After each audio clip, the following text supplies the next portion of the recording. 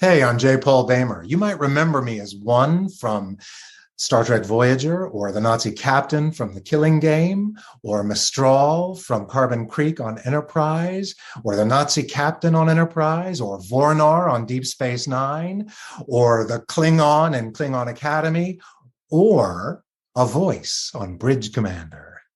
And right now, you're listening to Trek Untold.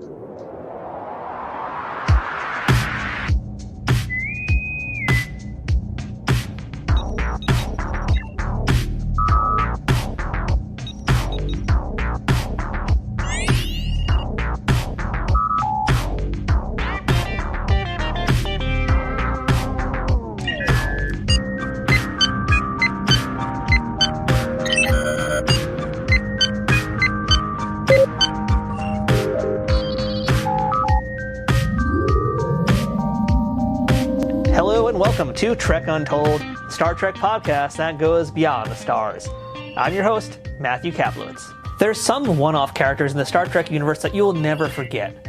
From Gary Lockwood to Sarah Silverman, Joan Collins to Kelsey Grammer, Saul Rubinek to Famke Jensen, and many, many more. And I've been lucky enough to have a few of those performers on this show already, and I'm happy to add today another person to that list. Today's guest happened to play two parts that were quite notable, and arguably a few more over those many appearances that were no slouches either. And that actor is J. Paul Boehmer. You'd recognize J. Paul from his multiple roles in the Star Trek universe, including his work in several other video games, including Klingon Academy and Bridge Commander. In the franchise proper, he first appeared as a Nazi officer in the Voyager two-parter from Season 4, The Killing Game, and then one season later in the episode Drone as the Borg named One. He then headed on to DS9 for their final season episode, Tacking Into The Wind as a Cardassian officer, and then finished his run on Enterprise in the Season 3 finale and Season 4 premiere, 0 Hour, and Stormfront, and this time, once again, playing a Nazi officer. But right before that final Nazi role, he was in one other very excellent episode of Enterprise, and that would be Carbon Creek from Season 2. There, he played the Vulcan named Mestral, and really, it's easily one of the best episodes of Enterprise, bar none. And a big part of that was J. Paul's work as this alien trying to find his way home, or perhaps trying to find a new home. But beyond Star Trek, you've seen J. Paul in many theatrical roles that we're going to discuss today, as well as films and TV shows like The Young and the Restless, The Mentalist, Frasier, The Thomas Crown Affair, Judging Amy, Lost, and others. And more recently in the world of sci-fi, on the Orville as a few different aliens that we will discuss towards the end of this interview. J. Paul had some very hefty roles in Star Trek, and aside from the very peculiar and unique fact that he is a two-time Star Trek Nazi, his time in the franchise was definitely unforgettable. We have some absolutely untold tales, and it was undoubtedly one of my favorite conversations I had while making this current season. I'm privileged to now introduce J. Paul Boehmer to Trek Untold, and I hope you enjoy this excellent conversation with him. But before we begin this week's episode, I want to remind you to follow Trek Untold on Twitter, Facebook, and Instagram at Trek Untold, all one word. You can get show updates, check out some fun memes, and let me know what you think about what's going on with the current events in the Star Trek universe. You can also support this show directly on Patreon at patreon.com/Trek Untold, where you can support this show for as little as $2 a month. At higher tiers, you can listen to the shows before they come out, know about my guests well in advance, and even have a chance to ask them questions, get transcripts of these episodes to make sure you get all the info, and more benefits coming soon, including watch parties and live streams. But that's all dependent on more fans like you coming over and letting me know you want to be a part of events like that. If you want some Trek Untold merchandise, check out our store for gear and apparel, including shirts, hats, stickers, water bottles, notebooks, and a whole lot more. New designs will be added throughout the year, so it's always worth taking a peek. Trek Untold also has an Amazon shop where you can peruse everything Star Trek, sci-fi, and geeky on Amazon in one convenient location. If you're looking for a gift for the Trekkie in your life, or maybe want to see some of my favorite non-Star Trek things that you can get for yourself, check out the link for my Amazon shop in the show notes on the audio version and in the description below this video on YouTube. If you're listening to us on iTunes or any other audio platforms that allow for ratings and reviews, please leave us a 5-star rating and a positive review to help out this show. If you're watching it on YouTube, don't forget to subscribe to us at youtube.com/Trek Untold and give the video a thumbs up and a comment. All of these things help more people find this show and to continue growing and bringing you awesome guests each and every week. Now, without further ado, let's beam in this week's guest. Computer, access interview file. And welcome back to Trek Untold. And now joining us on screen is a person who you've seen many times in Star Trek in a lot of different roles, really interesting ones too. This is a really cool chat. I'm very looking forward to this one. We're joined by Mr. J. Paul Boehmer. J. Paul, how's it going? Pretty good. How are you, Matthew? I'm doing good. I'm going to have a lot of fun saying J. Paul. That's a lot of fun to say, I have to admit. Right? We're going to see if we can... You're busy. Yeah, we're going to see if we can get down to some of the secret origins of the name, in fact. But let's just start at the very top here, and I'd like to ask you the question I ask all my guests, and that's, sure. J. Paul, so fun to say. What is your earliest memory of Star Trek? Did you grow up watching it? I grew up watching it. I remember coming home from school, and I grew up in Dayton, Ohio, and they showed it every day on WKEF TV in Dayton, Ohio. And it was on just after I got off the school bus, so I could run in and I could watch Star Trek and also the Batman reruns. So they were on one right after the other. And that's my earliest memory of watching it. So. That was a lot of campy shows back to back right there. Yeah. It was a lot of fun. Yeah.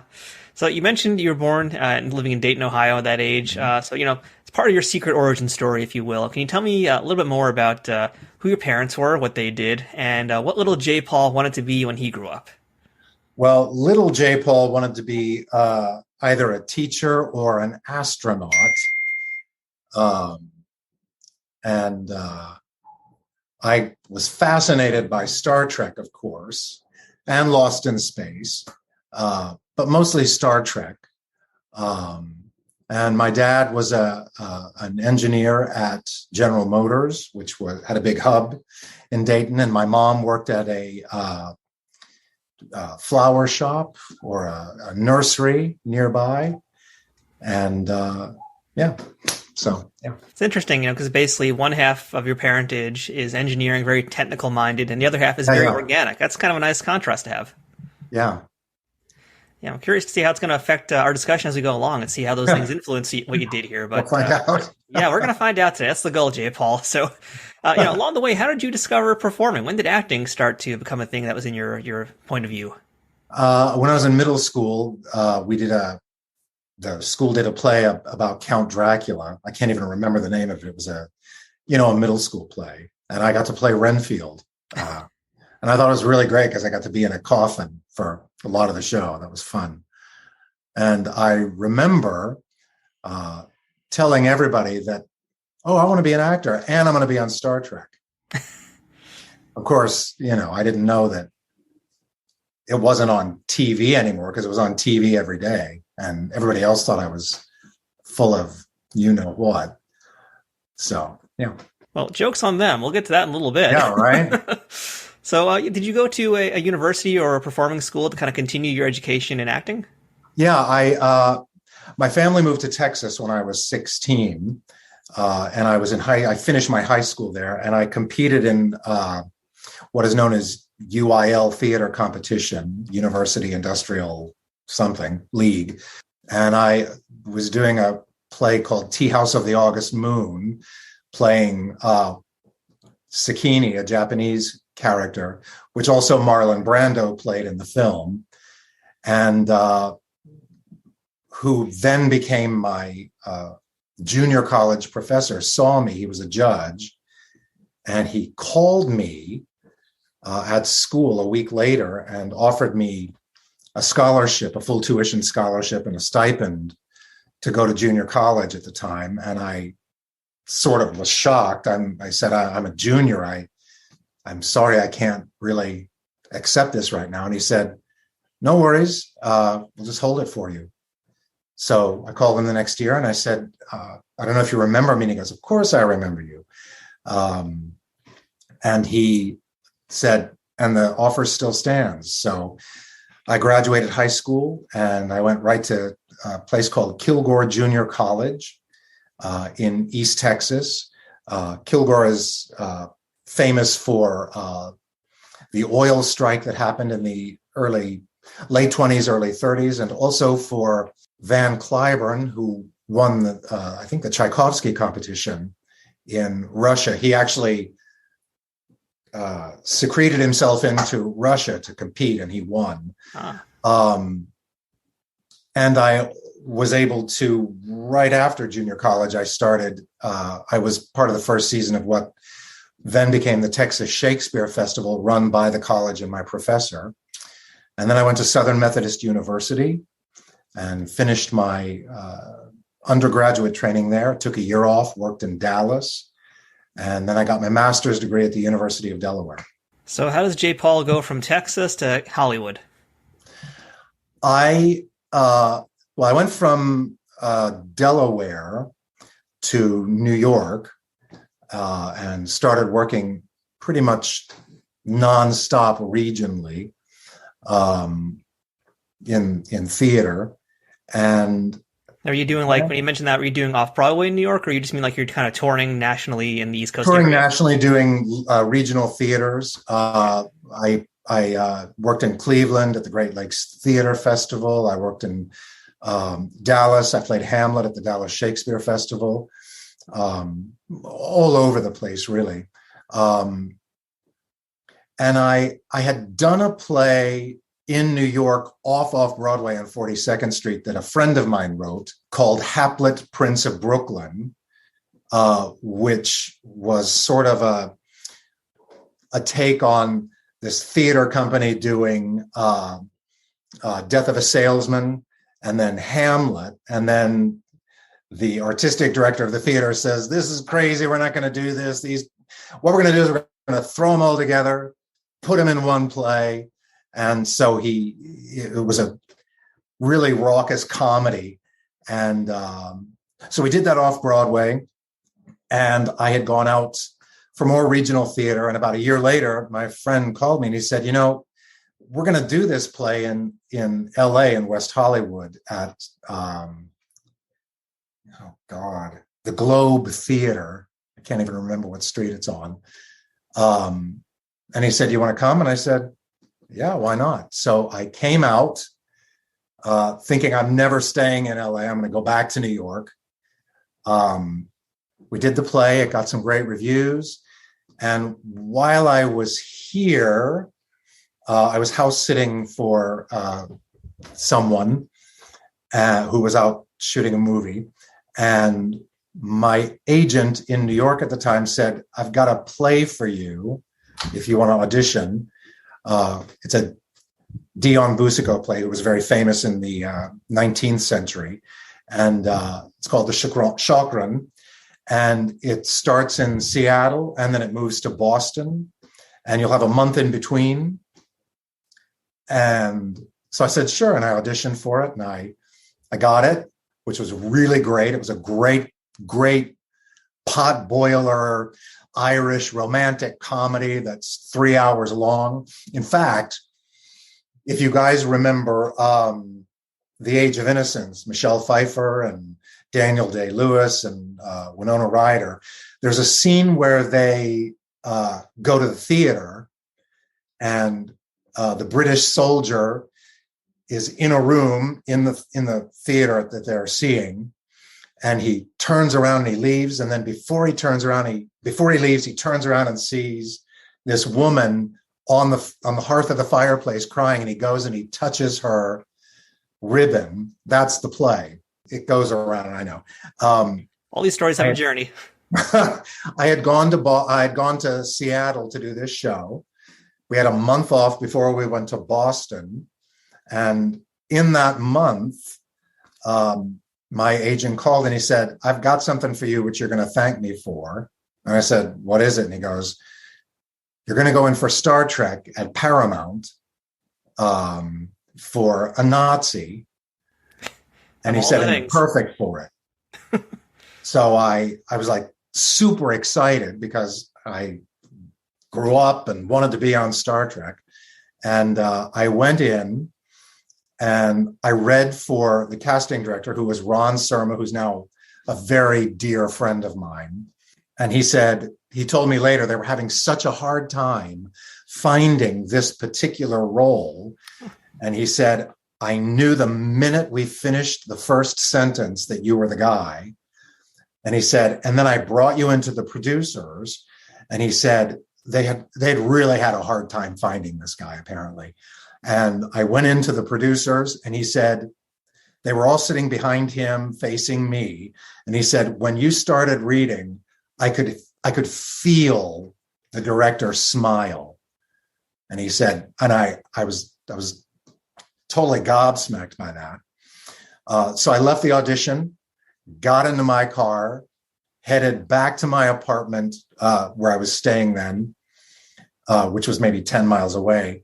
And I got a call from my agent in the car. And he said, where are you? And I said, I'm headed home. And he goes, no, go back. I said, what? And he goes, yeah, you got to go back to Paramount right now. Go back.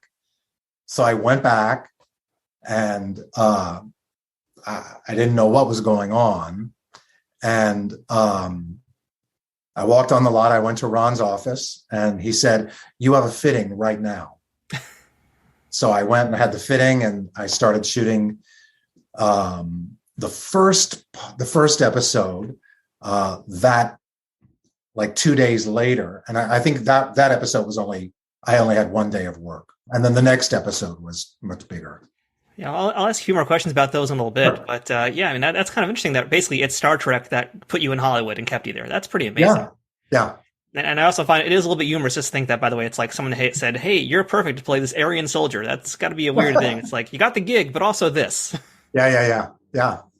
And, I do want to ask you about a few other TV roles you had before we do get into the Trek stuff. But, I want to just press you a little bit on the play you were talking about, because I got to hear more about Hamlet and Death of a Salesman and how you guys combine that. That is like, how does that work out? I need to hear about this. If you remember anything about that.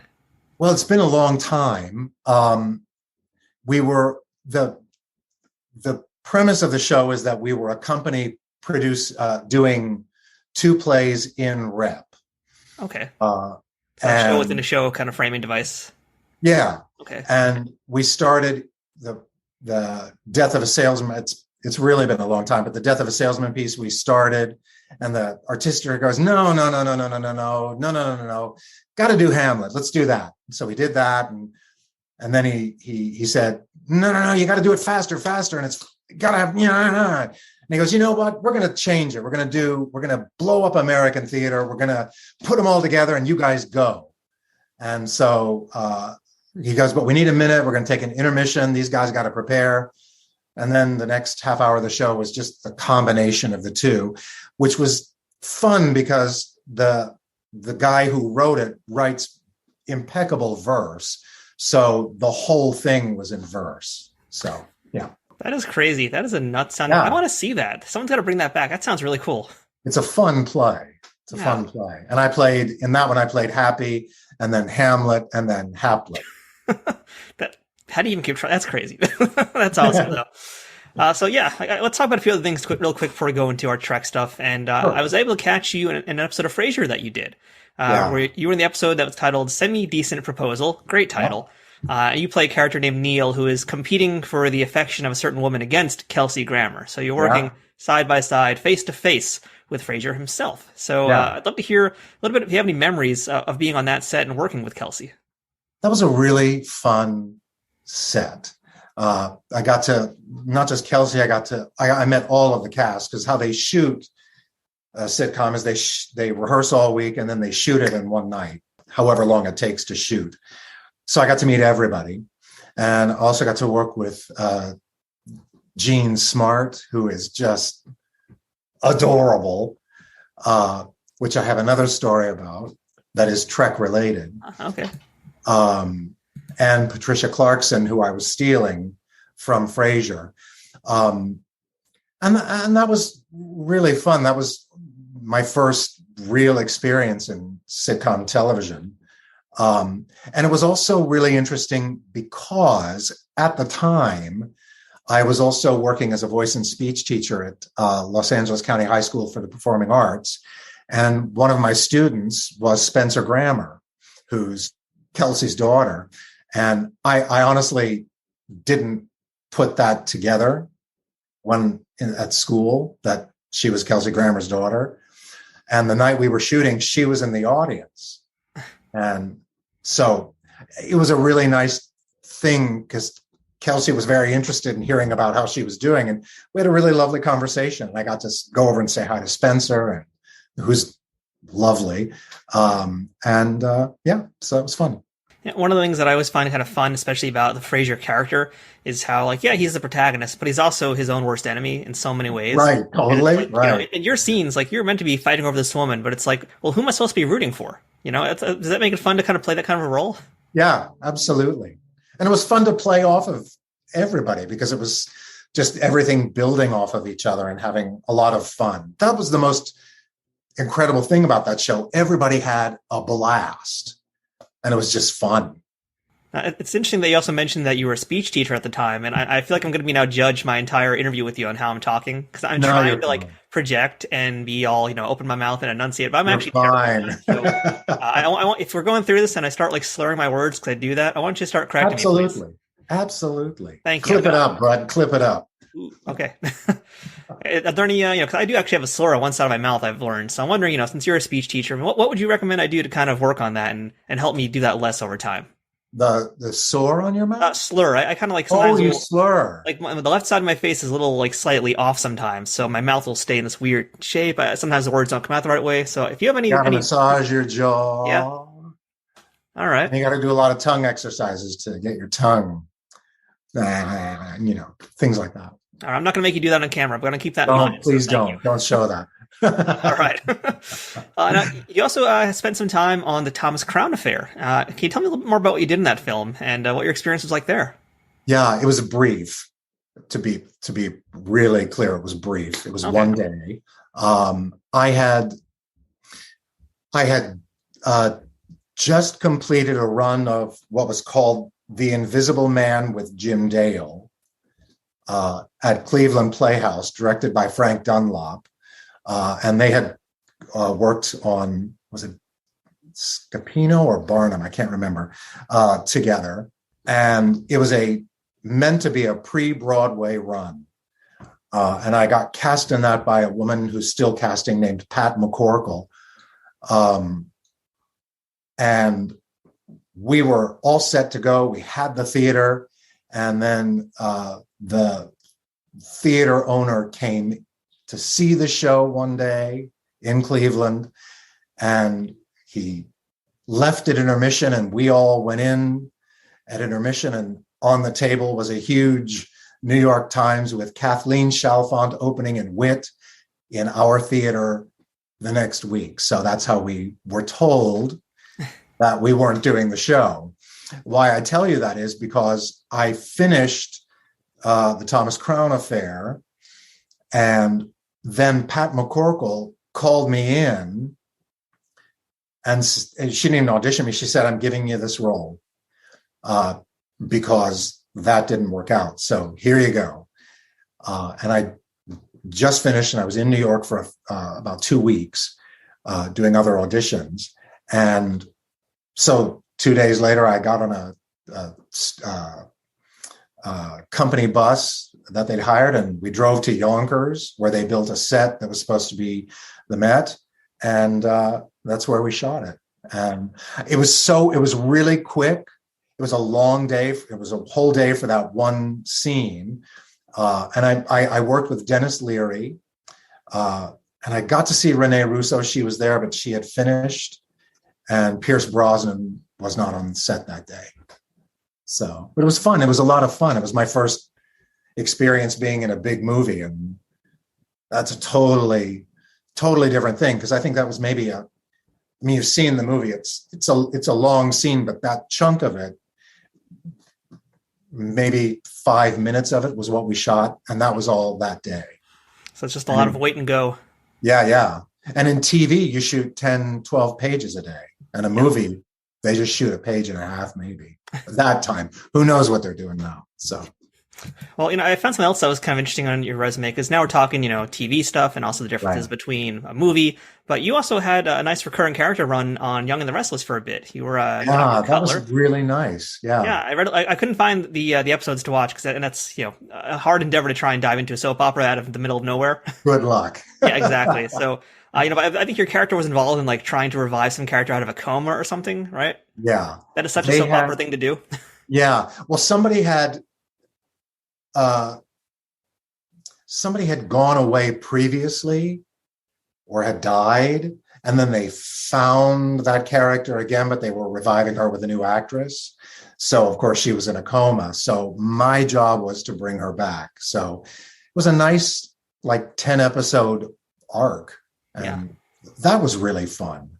I did Guiding Light when I was in New York for maybe a day. I was what they call an under 5. I was a receptionist, basically. So that was my first real experience doing a soap opera, and that's like super fast. They shoot an episode a day. Yeah. And it's got to be kind of fun also, and I guess a challenge, but a nice one, because you do get to spend, as you mentioned, I think according to IMDb, it's 12 episodes, so whatever it is, like, you're getting to spend a lot of time with this character and playing with it and growing into it. So, for a performer, I mean, how does that feel to be able to do that? And keeping in mind that it's also a soap opera, so, like, how much were you able to grow the character in the way you wanted to grow them? Not much, to be honest, because the story was not about me. It was about getting her, and they had a very clear trajectory with it. And also, even though it was 12 episodes, it was over 8 months. Okay. So I was on maybe a week here, and then 4 weeks later I was back. It was a nice thing for that 8 months because it came and went, but it was fun because it was close to home and, wasn't slinging hash. All right, well, let's take a step back and let's go back to that very first Voyager role now. And that was in the two-parter called The Killing Game, which is a really great two-parter. And so we already mentioned you are a Nazi captain. And I'm actually going to tie this together to your very last Star Trek role as well, because you came back again as another Nazi character, which is, I don't know if it's a feather in your hat or not. It's such a weird thing to be brought back to be a Nazi twice, but there you go. That's J. Paul Boehmer right there. But absolutely.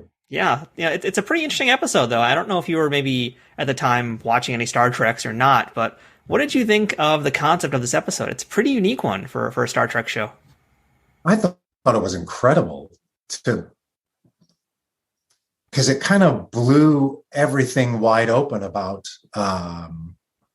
the what did they call it? The holodeck. Here I am, stupid. The holodeck. Thank you. It blew open that whole holodeck thing, and it sort of made everybody vulnerable, which was really exciting. And it was also just fun to be part of something that really, I think they were trying to explode that show open with that particular episode. And it just was really fun. It was a fun episode. Did you guys film that on the Paramount set? Like, where was that filmed exactly? Was it outside somewhere, a different location? All of the inside stuff was shot at Paramount. All of the outside location shots, the street shots, those were shot at Universal Studios on their back lot. Okay. And what's really interesting about that episode is there's the scene where we're going to shoot B'Elanna for being a traitor. And it's been long enough ago now in California that was like the last major rain we had. And that whole scene was shot in pouring down rain, which, of course, even though it's pouring, the camera doesn't catch a lot of it, so it's hard to see. So the guy, whoever was directing, I can't remember, he goes, "Can you say something in German that's going to be about the rain?" Because they just had to keep going. And it was, so I said verdammt. So anyway. Are you actually fluent in German? Ein bisschen, ja. Ich habe nur ein kleines bisschen Deutsch. I had German in high school growing up. That's what I said. I have a little bit of German.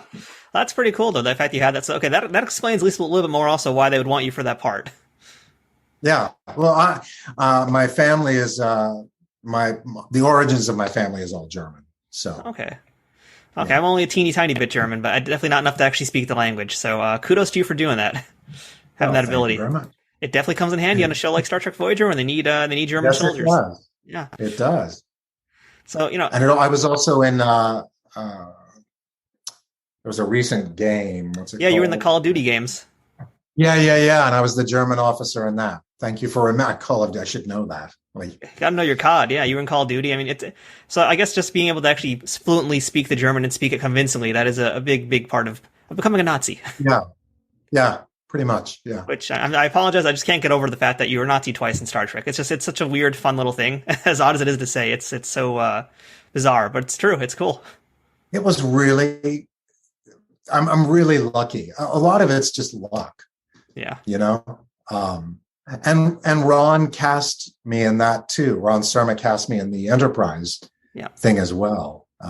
So just luck. And he kept bringing me in for those kinds of things. And since we aren't going to smash it together here, the Voyager episode, that was the Killing Game, as we mentioned. But the Enterprise, it was, I think, 0 Hour, and then Stormfront, which was the season 4 premiere. So, let's keep talking a little bit more about Voyager, though, just because, sure. You got to have a little fight scene with Robert Duncan McNeil. That must have been cool, right? So how much of that is you? How much of that was the doubles? All of the close-ups was me, and all of the combat stuff were doubles for both of us. Okay. So, you're working with Robert Duncan McNeil in those scenes here and there. This is really your first pro gig, too. So, number one, that's got to be a little intimidating to be doing a fight scene with a star. Even if you're not doing all the big stunts, you still got to swing a little bit at the guy, right? So, that's got to be a little intimidating, right? Yeah. It was intimidating, but I was working all the time in the theater. So I didn't come at it as a newbie. I kind of knew what I was doing. And everybody was so generous on that set and really kind. And, everybody just wants to get the job done, and everybody just was really sweet to me. So, stage combat is one thing, and then doing a fight scene on a TV show is a very kind of different thing, I would imagine, especially because you have all these lights, all these cameras, and, that being your first TV gig too. That's, to be quite fair, that's a pretty tremendous shoot to be a part of. So, did you feel a lot of pressure doing that? Were you nervous at all? Were you anxious about this part? No, I think I was just too naive to be nervous and anxious. I was just so excited to be on Star Trek. I'm such a doofus. That was the best thing ever, And and because I was doing a lot of, I was playing leads in theater. I was a young leading man, and that's just what I was doing. And it just seemed like a really nice extension of what I was already doing in the theater. And Star Trek is very theatrical. Well, if you could walk me through just one last thing here about that, and that would be the big final fight scene at the end of the episode, which is, all out craziness. It's all the Starfleet guys coming in. It's you having your final fight. And then all of a sudden, of course, the true heroes of World War II show up, and that's the Klingons. Right. Do you remember anything about that final part and that final battle scene? It came off really hectic. Very little. Very little, to be honest. I remember working with Roxanne and the scene with Robert, and just very little. It was so much, and it happened so fast. So I don't remember much about the last scene. I just remember there was a lot of moving parts and a lot of people, and it was just huge. Really huge for a TV show. Yeah, it definitely felt very, very epic. And, just let's see if I can refresh your memory a little bit also about your Enterprise appearance now. Because, we see you in those 2 episodes, but you're basically just in the beginning, the first act, if you will, of Stormfront. And you get to have, again, a little bit of an action scene with Scott Bakula, and you get to work with him a little bit on this, nice little bumpy road scene. So, tell me a little bit about what you remember from your Enterprise time and hanging out with Scott Bakula. Well, first of all, he's awesome. He Never heard is otherwise. Such a good guy. He is such a good guy. He's a theater guy, and we had a lot to talk about. Oh no! Let me hang that back up. This is where I shoot my auditions. I figured, yeah. I'm trying to figure out how to cut this part out, but that's just kind of fun. I almost want to leave that in now. Leave it in. Why not? Well, Scott Bakula is awesome. He's just a really good guy. He's a theater guy. I think his wife was in musicals. They're just theater people, and that's kind of what I'm used to. So we had a lot to talk about right off the bat. He was a musical guy too. The big thing I remember was it was scheduled to be a half-day shoot, which is, it's not a very long scene. And I had gone to shoot. We were on location somewhere out of nowhere, LA. And I remember I was waiting in the trailer for like 3 hours. And finally the guy said, he came to my trailer and he goes, I think we got it fixed. Come on. And apparently the vintage truck wasn't working. So they loaded us in the back of the truck. There were 2 aliens and me and Scott. And we were all sitting in the back of the truck. And these poor guys, the aliens, they're covered in appliances from head to toe. It's hot. And we start the scene and the truck wouldn't go.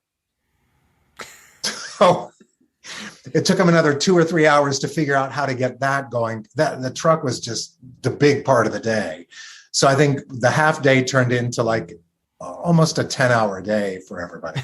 So, but the thing I remember most was Scott was just so great. He was right there the whole time. He never seemed like flummoxed by things not working. What are you going to do about it?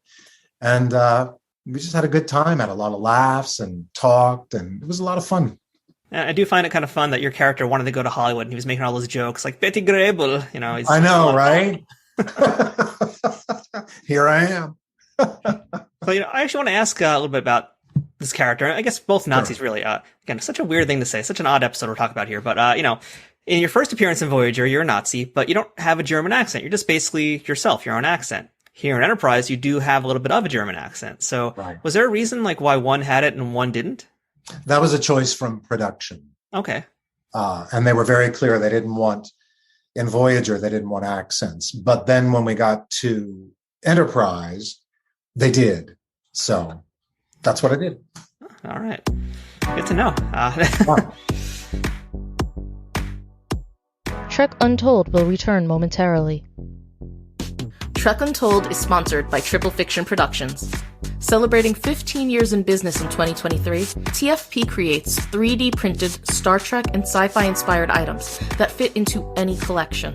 Whether you're a cosplayer who wants a Starfleet phaser, a Bajoran tricorder, or a Klingon dagger, or a toy collector looking for that special accessory or diorama to make your figures truly stand out, Triple Fiction Productions has exactly what you need.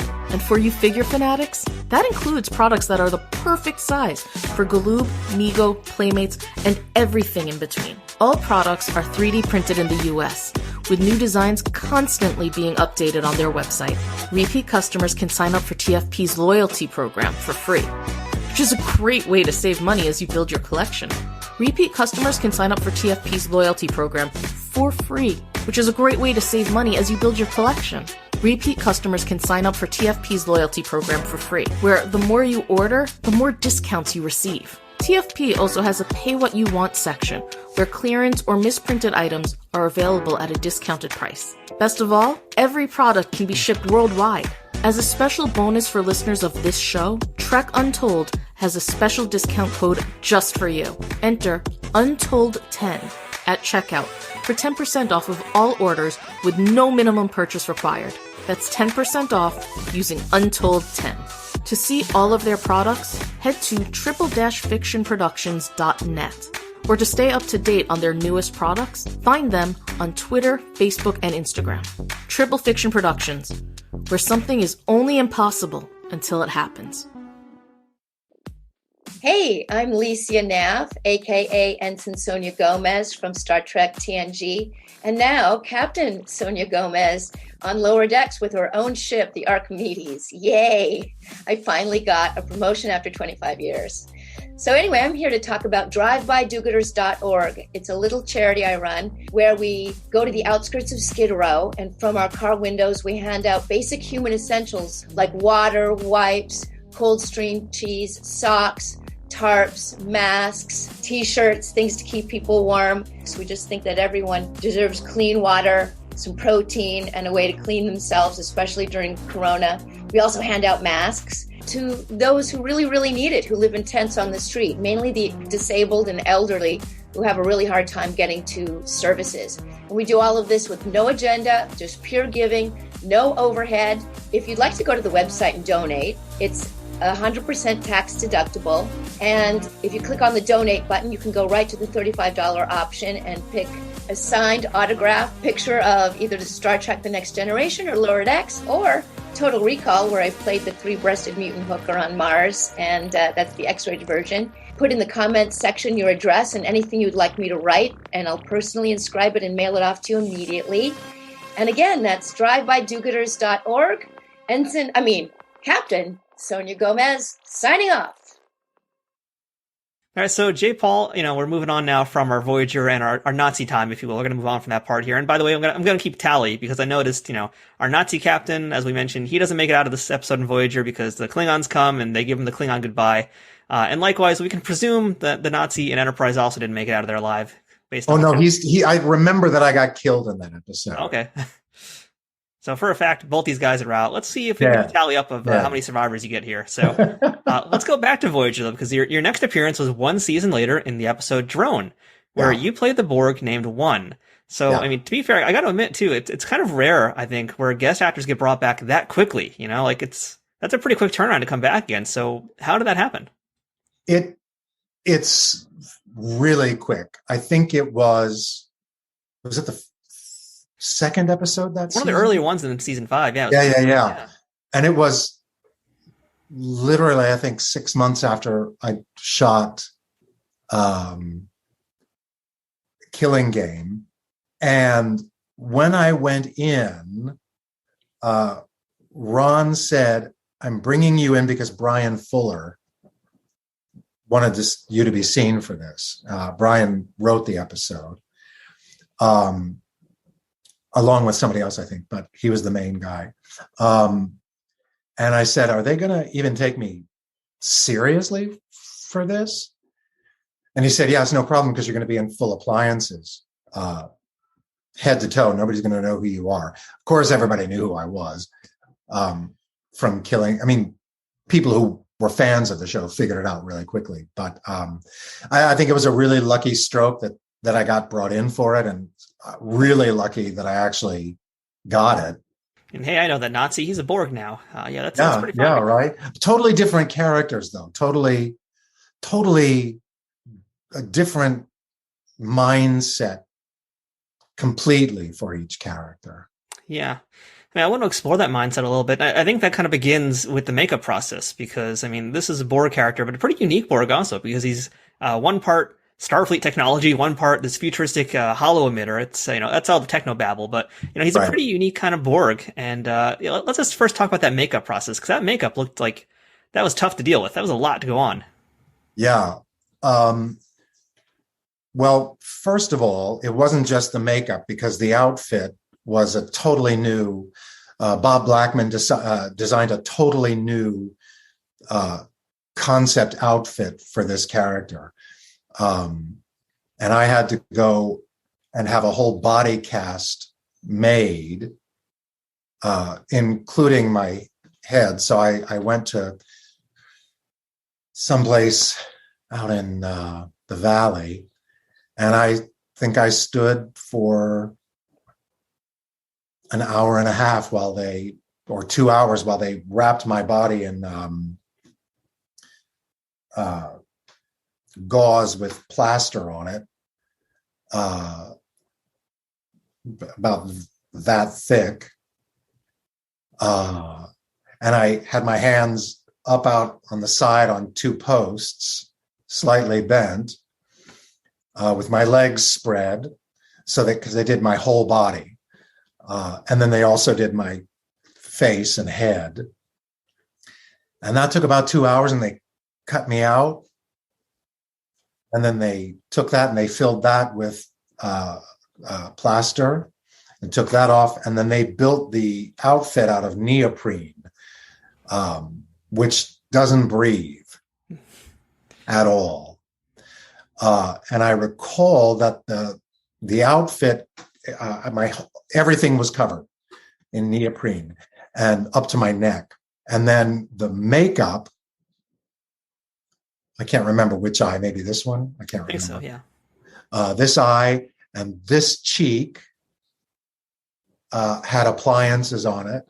And then the cowl came down over to my nose and then So the only part of my face that you could see that was real was like that. And everything, that's the only part of me that was out. Wow.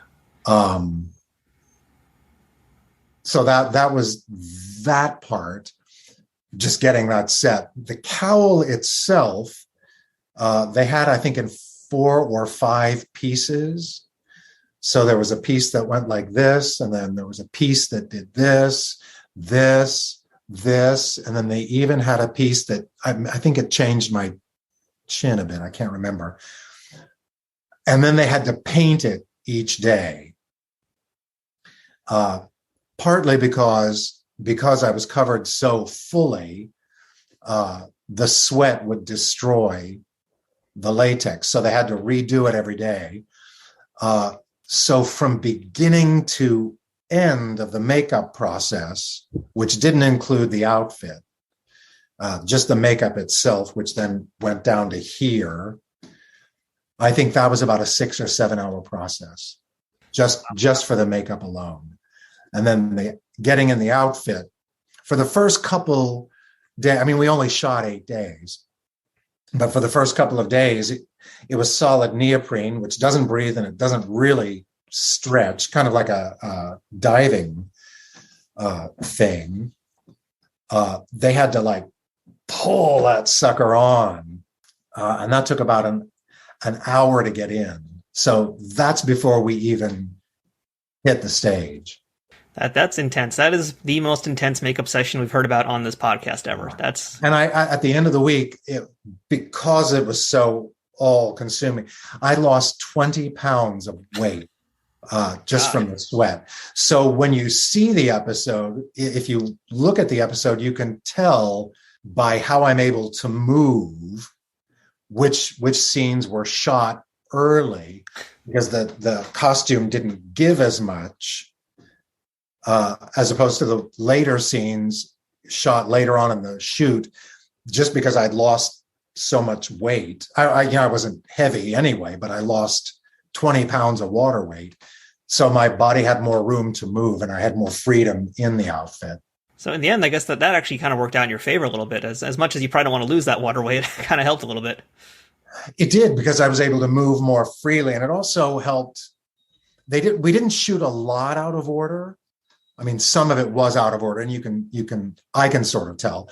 But because the costume and I, by virtue of having lost that weight, was able to have more freedom, it also helped kind of the arc of the character, who became more confident and more free as the episode went along.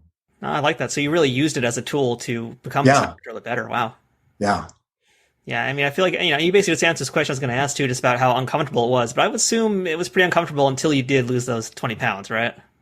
It wasn't so much uncomfortable because it was made for my body. It was specifically made for my body. What was uncomfortable about it was that it didn't want to move.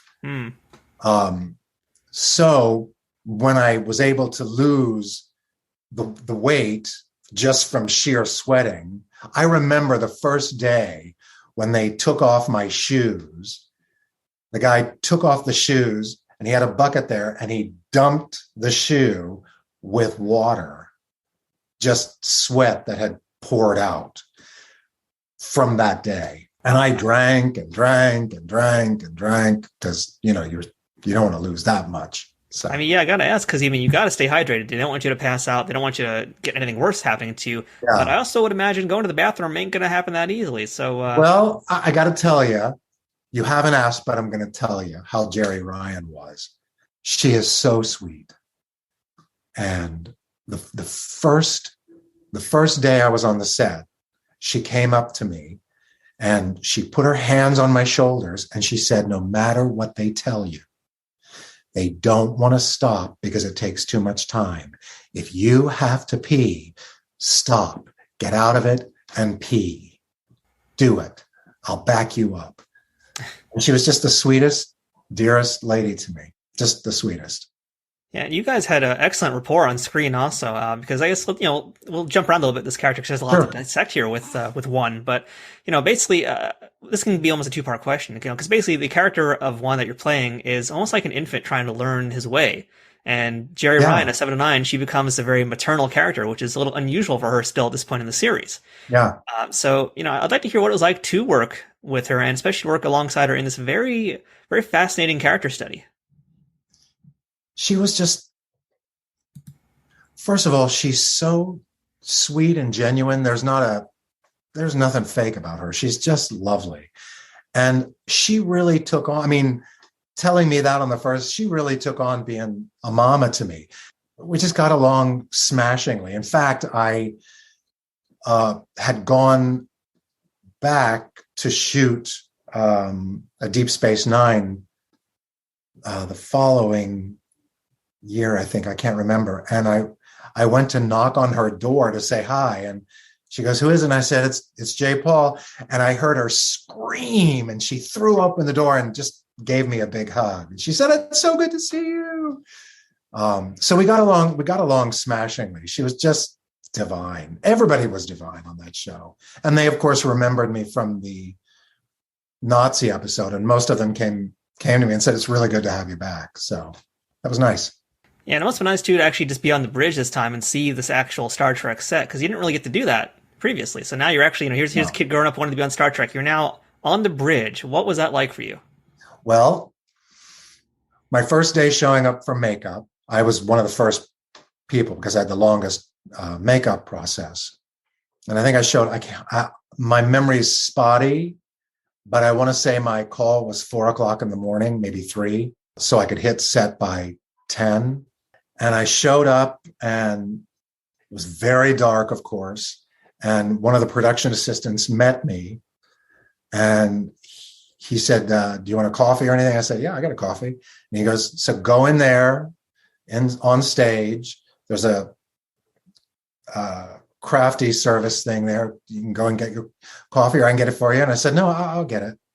So I was the only one on stage at that time of day. And I got to go to the Voyager bridge set.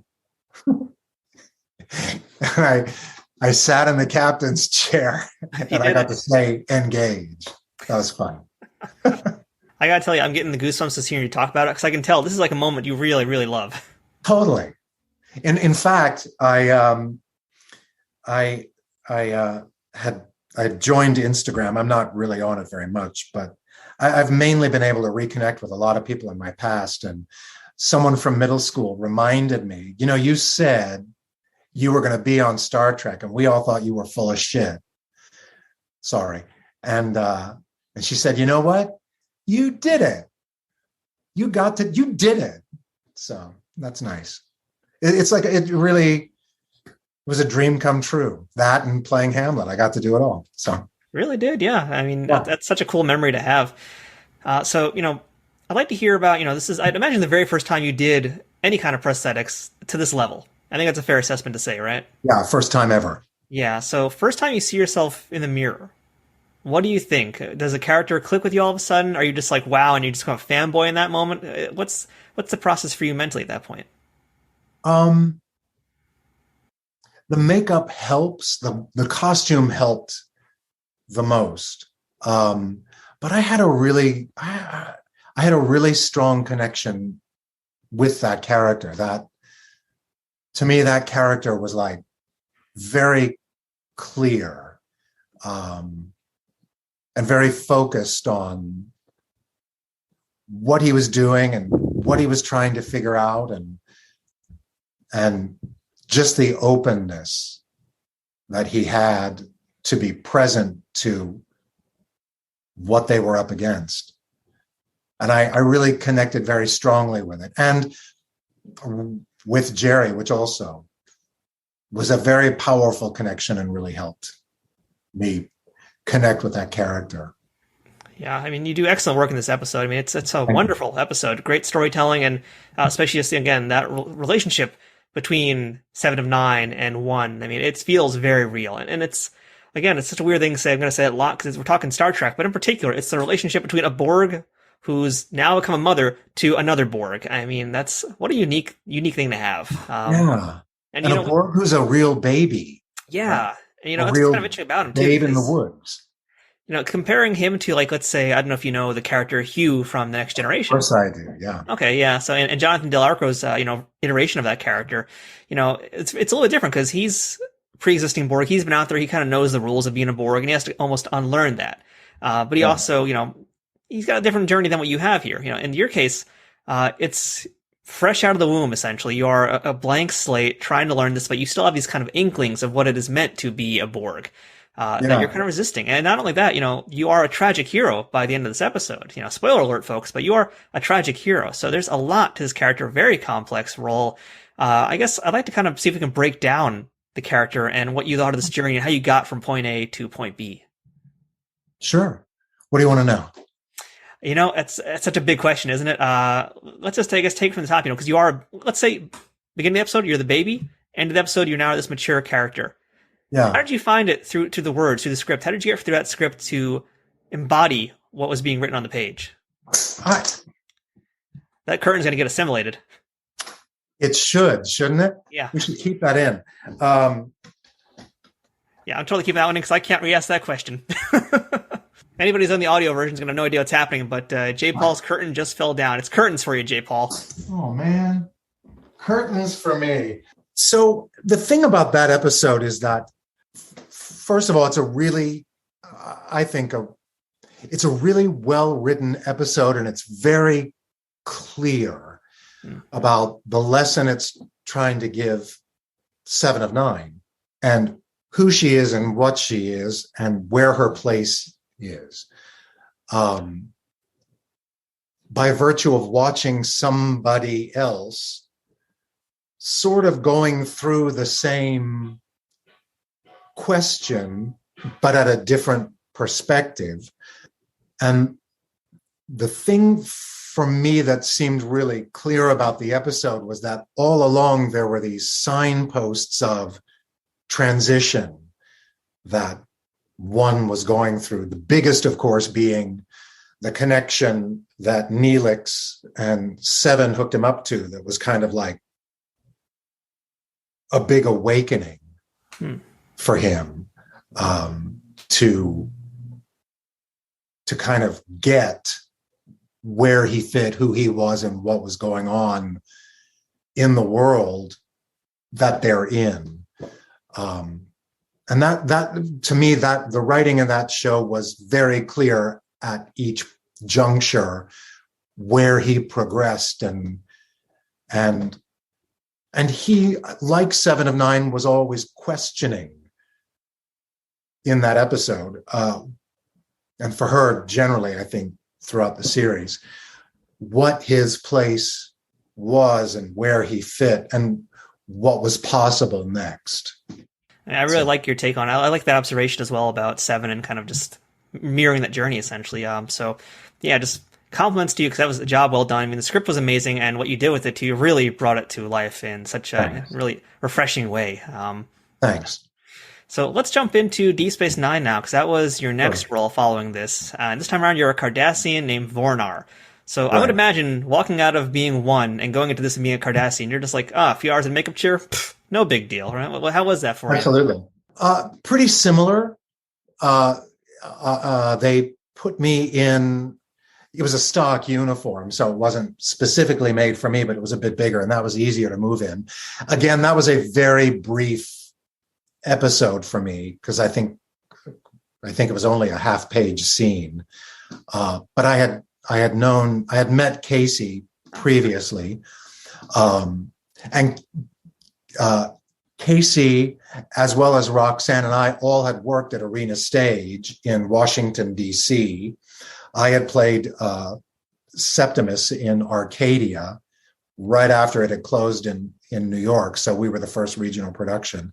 So we all knew a lot of the same people. And I got to, we talked about that a little bit. So that was nice to have that relationship in common. But for me, that episode was really, really fast. because that was the last episode of the show. One of the last, yeah. It wasn't One of the the last one, but it was very close to the end. Yeah, and they were winding down, and they were really moving through.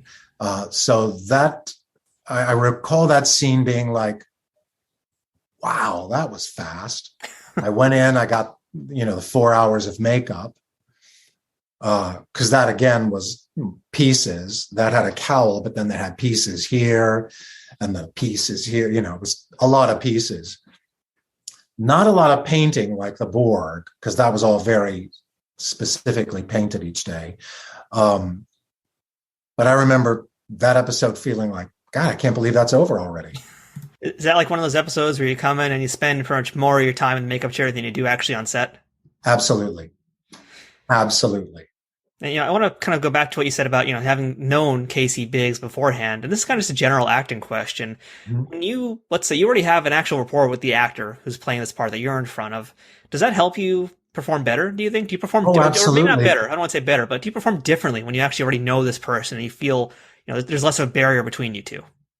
I think that helps. Yeah, I think that helps a lot. And that's why when you're in the theater, you don't TV and film, that's a very specific thing. You go, you shoot, you're done. But in theater, you have a table read, you start rehearsing. Some shows you rehearse for 6 weeks, some for 2, but you have time where you actually work together and get to know each other. So the barriers sort of come down during that time, and everybody builds a relationship of trust. And in TV, you're just kind of, here you go, you're in the makeup, go.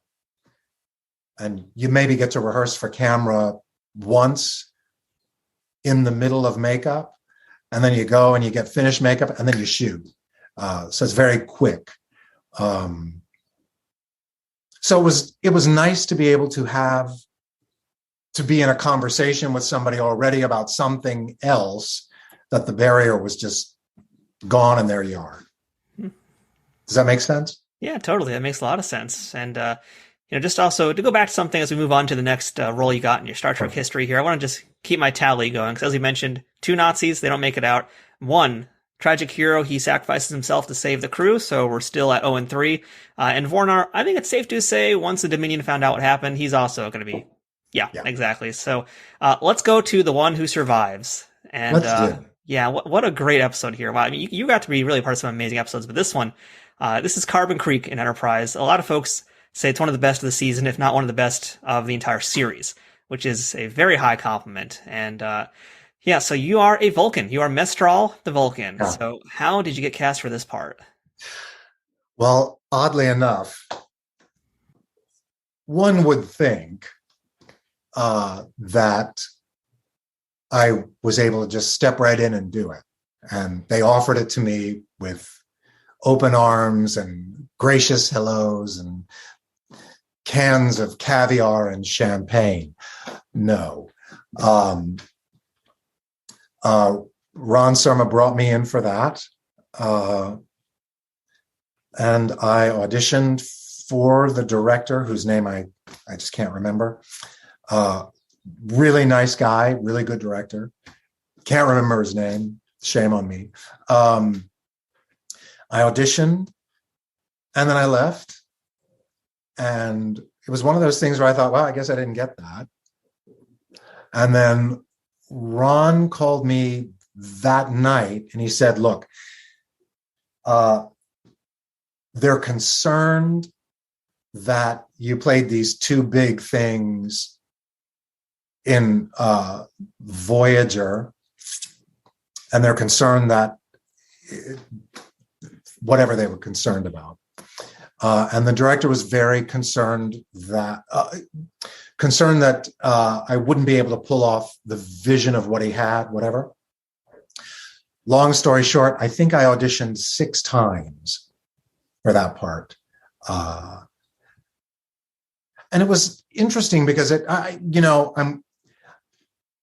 ultimately I got it, which is the best thing. But the great thing was to go and audition 6 times. That doesn't happen. That hardly happens anymore, period. You're lucky to get 1 audition.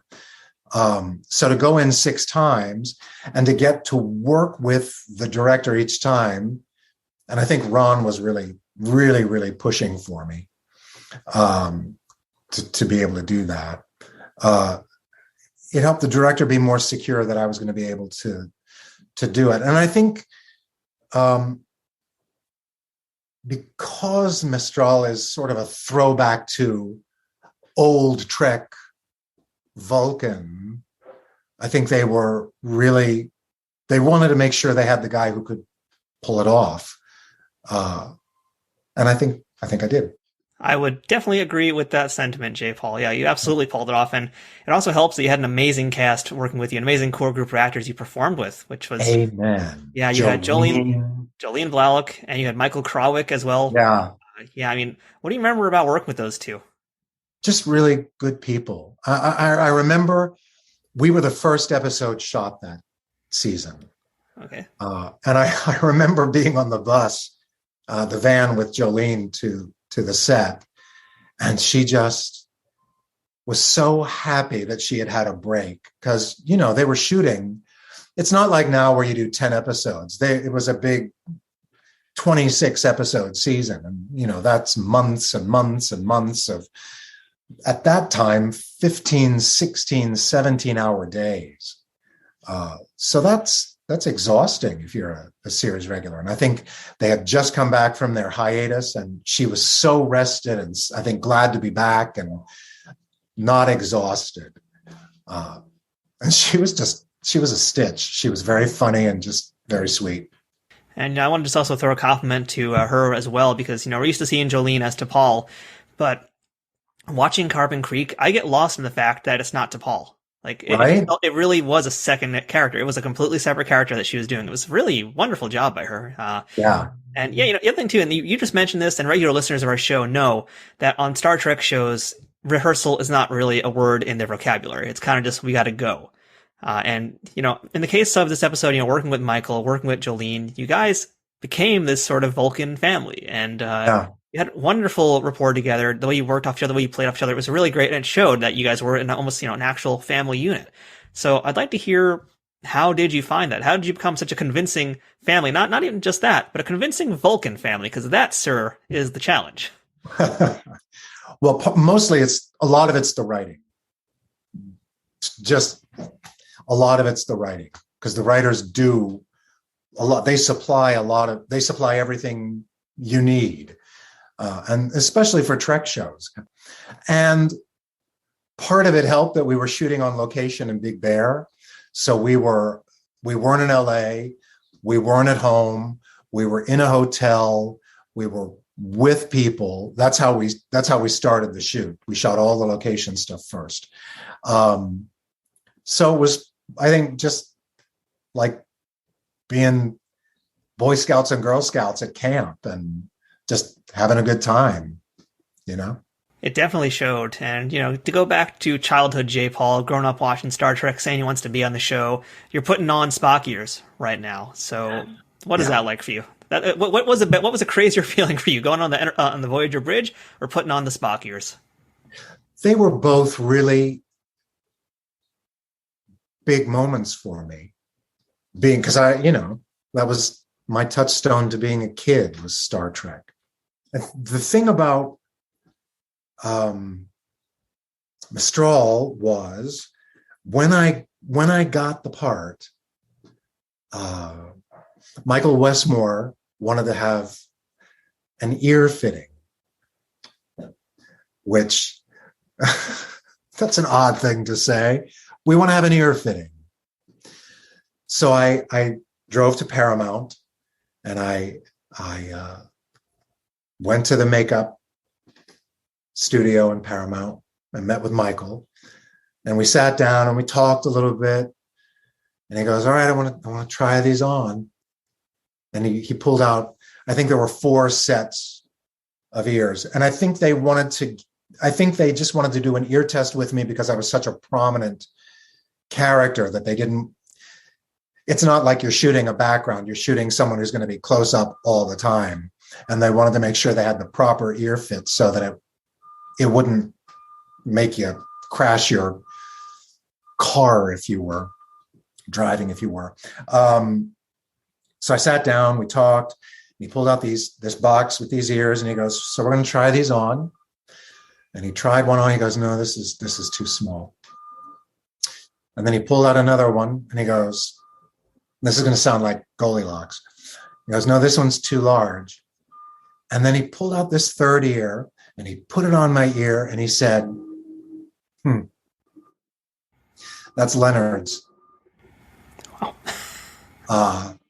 So for me, that was amazing. That was amazing. That's amazing for me to even hear that story. I can tell, again, we just talked about how it was for you to step onto the bridge for the first time of a starship, but now you're wearing Leonard's ears. That's got to just fill you with so much emotion. Yeah. And history. Yeah. Wow. And it put me in the presence of, well, I got some big shoes to step into here. You can't repeat or copy what he supplied. Nobody could do that, but it was a big, I got to step up. You certainly did. And, normally when I talk to people who have played the Vulcans, I ask, what is it like to have to be an actor who's emoting without emoting because you're a Vulcan? But in your case, interestingly enough, the fact that you played one almost kind of gave you a little bit of, almost a warm up to becoming the Vulcan. Yeah. So I guess, on that note, I'd like to hear, how did you learn to be this Vulcan? And I will also add to it, Mestral is kind of interesting. And this is just, now we're going to get nerdy here. But my headcanon is almost like maybe he's an ancestor of a Romulan or something, because Romulans are a little bit more emotional. But that's an aside. But, for your character, though, it felt like he was becoming more human as you went on in a lot of ways. He was more open to the emotions. So I would, again, another big question about the performing here, but what is the journey of Mestral going from Vulcan to now almost becoming a human? I always felt like that character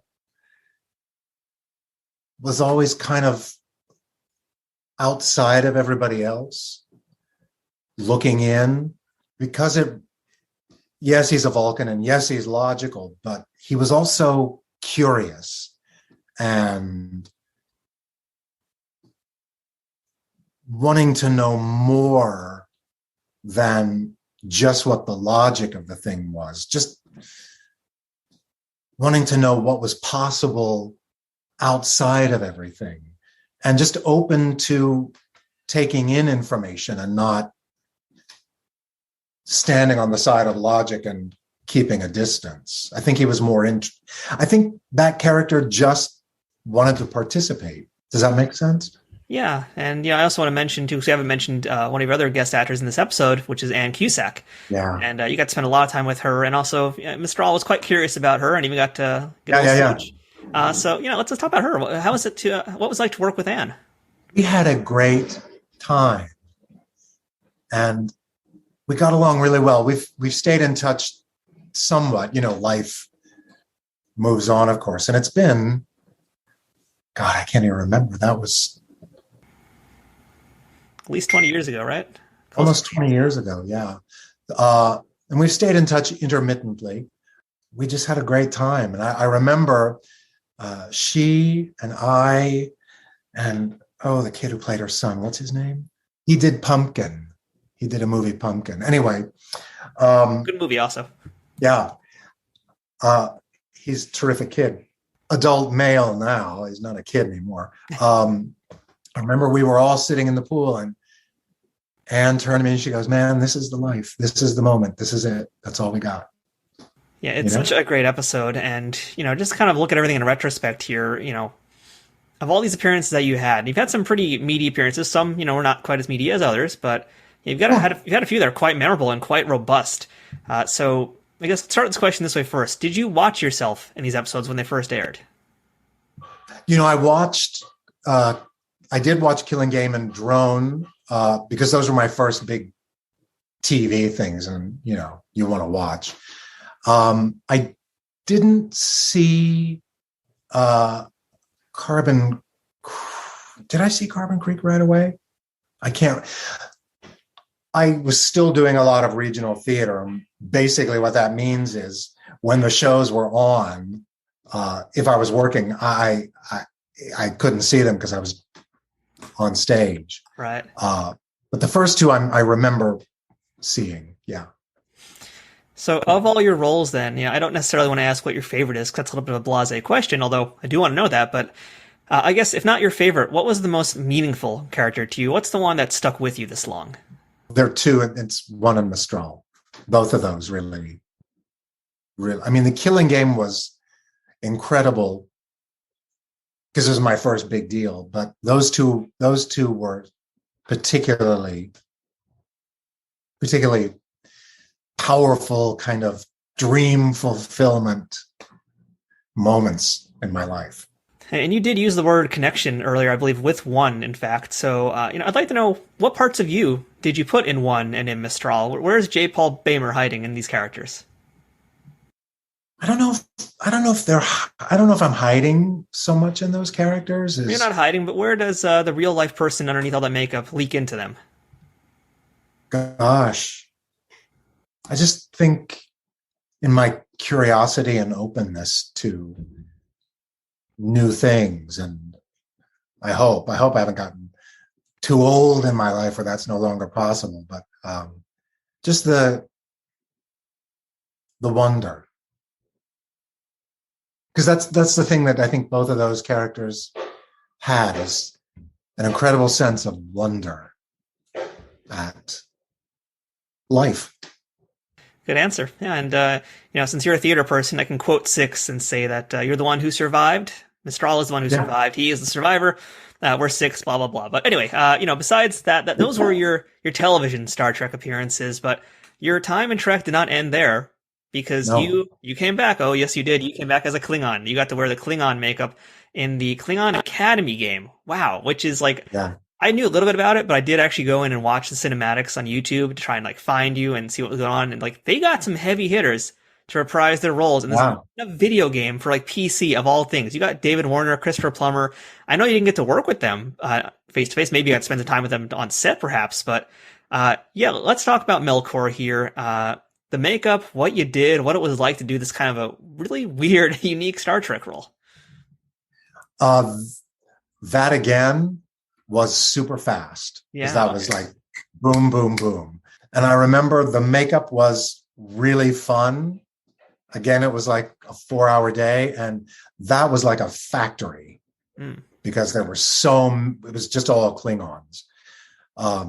So I don't remember much about it because it was so fast and I was only on for one day, except that as I was walking from my makeup trailer to the set, Christopher Plummer was coming out. We almost bumped into each other, and he got the biggest grin on his face, and he said, "Hey, I'm Chris." And I said, "Hey, I'm J. Paul." And he goes, "Nice to meet you." That was my meeting with, I can't remember his name. I'm in undiscovered country right now, but I grew up with him as Captain Von Trapp. So yes. That was my meeting with Captain Von Trapp. That's some royalty right there. That's some Hollywood royalty. Yeah. That's amazing. Yeah. And you did a few voices in the Star Trek Bridge Commander game, which I don't know if you're going to remember any of that, but I imagine that's even faster paced. I don't remember any of that. Yeah, that is a real footnote. But I mean, you have done some VO here and there. So, as a guy who's done theater, who's done TV, who's done film, and has done VO, what's your preference to your role? I mean, what do you prefer to do if you had a choice of just one of those things? Gosh, I just want to work. Yeah, that's the truth. I just want to work. I do a lot of VO. I record a lot of books on tape, and I have a home studio where I record. I'm recording right now. Not right now, but through the day I record, which is nice. The great thing about doing voiceover right now, in particular in our world, is that for the past 2 years, it's something that I've been able to actually work because it's stayed operative, and especially because I was at home working. So that was a very lucky stroke. I mean, it's thanks to the horribleness that is the pandemic that this podcast exists. So I can very much sympathize with that sentiment. Right? Yeah. Congratulations. Well, thank you for that. And, we have one other, I think, big sci-fi franchise to talk about with your career, J. Paul, and that's the Orville, because you got to be on 3 episodes of that. And Yeah. like you just must be like the Vitruvian man of makeup. You must have the perfect face and body for it, because on the Orville, they stuck you in all sorts of crazy prosthetics and makeup, because you got to be a Navarian. There's another Krill character as well. These are no slouches when it comes to sitting in the makeup chair, but it is 20 years later than what you did on Star Trek. So what's changed? That's incredible that you bring that up, because it is 20 years later and the technology for doing it has increased wildly. I think for the Navarian ambassador, that was maybe 2.5, 3 hours. Really? That's it? Mm-hmm. Wow. And the Krill, that was a slightly different thing. And it wasn't because of the makeup. It was because they had a makeup crew on the 2nd season, and then they had a different makeup crew for the first part of the 3rd season. I think that shifted. I don't know.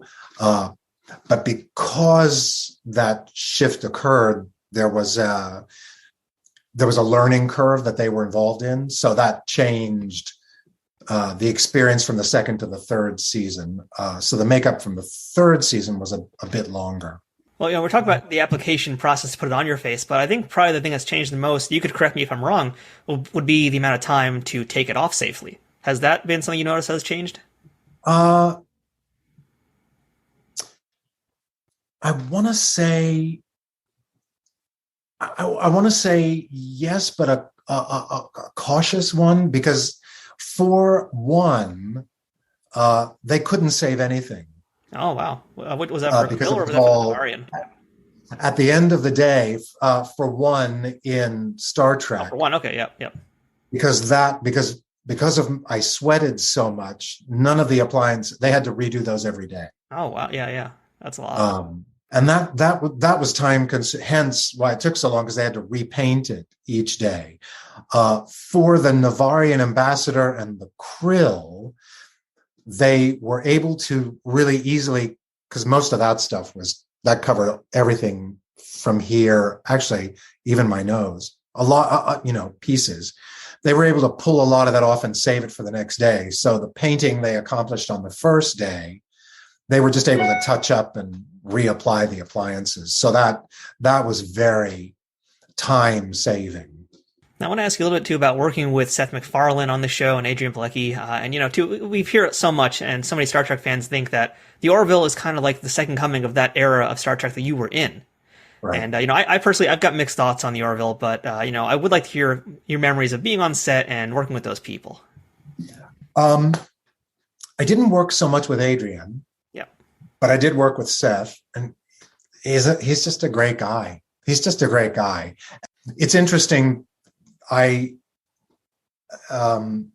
the first season, they brought me in, and I went to the casting director, and I auditioned. And what happened was I got a call from my agent, and I was on lunch break from jury duty. And he said, I got this audition for you. It's tomorrow. And I said, I don't know if I can go. I'm on jury duty. And he goes, can you see if they'll let you out? So I went back after lunch and I went to the bailiff and I said, I'm wondering if I can ask the judge a favor, because I was an alternate. And he goes, let me check. So I went in and the judge was there and the two sides were there, and he was seeing people for requests. And he goes, so you want to go audition, huh? And I said, yeah, I'd like to audition. And he goes, why should I let you do this? And I said, because quite honestly, this case will be over in a week. I'm committed to doing it. I'm here. And I said, and I was very blunt with him. I said, I didn't want to be here. You knew that. I said, but in our meeting with the two lawyers and you, I said, it's very clear you're going to take me in. So let's do this. I'm all for it. And I said, I'll show up. And I was doing a play at the time. And the judge said, if I let you do this, what will this mean? and I think this was more instructional for the guy they were trying. I said, well, it's a very big guest star role, and it could possibly recur, so it would be life-changing for me. And he goes, all right, good luck. See you the next day. So he let me off for that day, and I auditioned, and I didn't get that particular role. But I got to go meet Seth this time, and it was way out in Santa Monica, and I knew he was a fan of Star Trek. So I took one of my baseball cards of one, and I did the audition. And when I was finished, he goes, that was really good. And I said, thank you very much. And I said, I know you're a fan of Star Trek. And he goes, I am indeed. And I said, so I brought this for you. So I handed him the card, and he goes, oh, wow, who's this guy? And I said, I was a Borg. I was 7 of 9's baby. And he goes, that's really cool. So this wasn't for the Navarian ambassador, but he kept I think I auditioned for 4 other episodes, and they kept bringing me in, which was really nice. And then I got the Navarian ambassador. Yeah. So he's just he's a good guy. He's very clear on what he's doing with the show and with what he's doing in the business as well. So he's a really smart guy. And it was fun. It was sort of like being on Star Trek, but not at all. Yeah, it is a quite different kind of show. And, even though Brandon Braga was also part of it. And I think that helped. Oh, yeah. I mean, there's a lot of Trek alumni on that show, in fact. And I want to bring up one that you got to work with. Maybe you remember, maybe you don't. He also is a Trek Untold alumni. He's been on our podcast. When you were the Krill priest, John Fleck. Yeah. With you. And yeah, we had a great chat on this podcast also. Did you get a chance to hang out with him much? Absolutely. Yeah. How'd you like Awesome. He's a cool guy. We sat and we talked a lot, and we have some friends in common. So that was nice. And we talked before, because I had gone to see something at Disney Hall with another friend who knew him from Star Trek. And he goes, oh, you got to come over here and meet J. Paul. So we talked, and he's a good guy. He's a really good guy. All right, so J. Paul, that is your Star Trek career in a nutshell, and it's a pretty big nutshell, because, man, you did so much amazing work, really. But let's kind of just do a quick overview of your entire career, if you will, and let's just do lightning round of questions, starting off with this. So no time to think, just got to answer. Okay. Best gig you ever had and worst gig you ever had? Oh, God, the best gig I ever had was one on Voyager and Mestral on Deep Space Nine, and the worst gig I ever had, was a show I did. I can't even remember the name of it. I've wiped it out of my brain. It was a theater show, and it was terrible. Terrible. And we're not going to name names because we want to make sure you keep working. So yeah, we're not going to. Absolutely. Right. A moment from your performing career that was most challenging for you, but became the most rewarding. Gosh, 2. And both of these are for the just sheer volume of line learning. I played Heisenberg in Copenhagen, in Utah at Pioneer Theater Company. It's a 3-hander, and I just had a third of the play. And if you don't know the play, it just goes round and round and round on the iterations of what this conversation was about the German development of the nuclear bomb. Yes, I was Heisenberg, another German scientist. And the other one was playing Hamlet.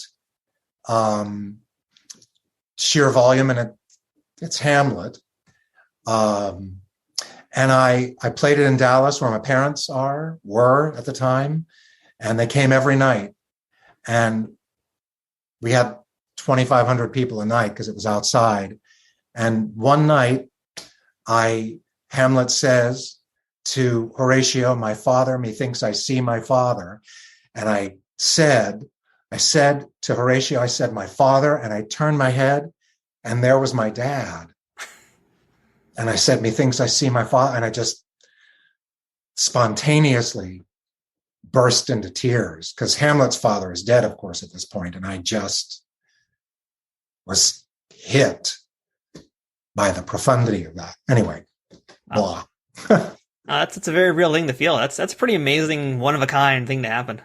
Yeah. Yeah, it really is. And shout out to my parents, because I know they're listening and watching also. So yeah, shout out to them. Hey, shout out to all the parents. Most valuable piece of advice that someone ever told you about life or about acting that you still think about and use today? Oh, gosh. The most important thing is this is the moment. This is it. This is all you get. That's solid. And last thing for today, J. Paul. Best thing about being a part of the Star Trek universe. And you're a pretty big part of that universe. The best thing for me is that it was a dream come true. And most people don't get to have their dream come true. So I'm a really lucky guy. And I always love doing these shows when I can tell the guests that, the boyhood dream was realized. And yeah, you got to live that, which is such an amazing thing to experience. And really, your roles have left such an indelible mark on the Star Trek universe. I mean, people, they know they know that character. They know Mestral. People still talk about that character and what happened to him afterwards. You've done some truly amazing work, not just in Star Trek, but in everything else you've done. I wish I knew more about your theater work to even, pick your brain about that kind of stuff. But, it's, been real wonderful to talk with you today. And thank you so much for being so generous with your stories and all your knowledge. And especially just, best of all, the fact that you're a Star Trek fan. That part is always the coolest part. To know that someone is doing these roles that it meant so much to them also. So that's just really great. So, J. Paul, wish you much success. Bless. Coach, there you go. Much success in all your things. Red lolly, yellow lolly. Red lolly, yellow lolly. Thank you very much. It's been great talking to you. That's it for this week's episode of Trek Untold. Until next time, don't forget to follow us on Twitter, Instagram, and Facebook at Trek Untold, all one word. If you'd like to directly support this podcast, please consider becoming a Patreon supporter over on patreon.com/TrekUntold, which gives you access to some great perks that can't be beat. Or pick up some merchandise from our store, or use my Amazon shop link to check out all kinds of different Star Trek merchandise. Links for all these things are in the show notes. Shout out to Triple Fiction Productions for being a key sponsor of Trek Untold. Don't forget to check them out and all of the fine folks whose ads you've seen or heard on this podcast too. If you have any questions, feedback, or comments for the show, or would like to suggest a guest or discuss sponsorship options for any of these episodes in the future, send me a message at trekuntold@gmail.com. I hope to see you here again as we uncover more untold stories from Star Trek and beyond, and get to know even more amazing people who have contributed to this ever-expanding universe. Until next time, I'm Matthew Kaplowitz, and remember, fortune favors the bold.